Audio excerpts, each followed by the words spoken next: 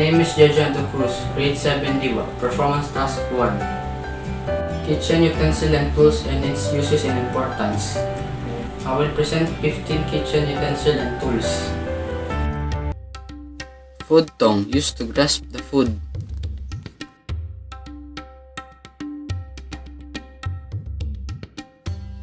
Spatula, used for turning, flipping, and tossing while cooking. The whetstone, used to sharpen the edges of the knife.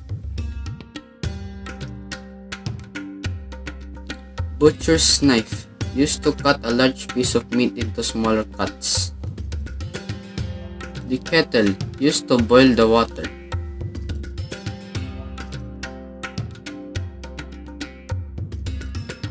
The frying pan, every kitchen needs a frying pan. From eggs, bacon, and pancakes to spaghetti sauces. So many things you can cook on a daily basis will need a frying pan. The manual ice crusher, used to have a smaller output of ice. Colander, used for straining spaghetti or washing the vegetable with water. Cutting board, used for cutting meat, vegetable, and fruits with a knife.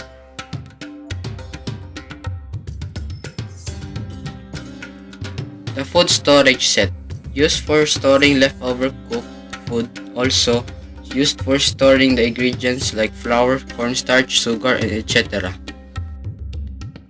Spoon ladle, used for soup, stew, or other foods, also used to handle or facilitate lifting liquid out of the pot. Small strainer, used to strain liquids away from other ingredients, but also occasionally sift fine ingredients away from larger ingredients.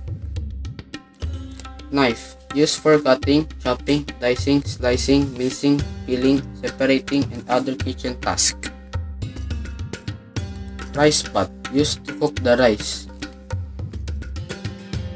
Knife block, used to hold the knife.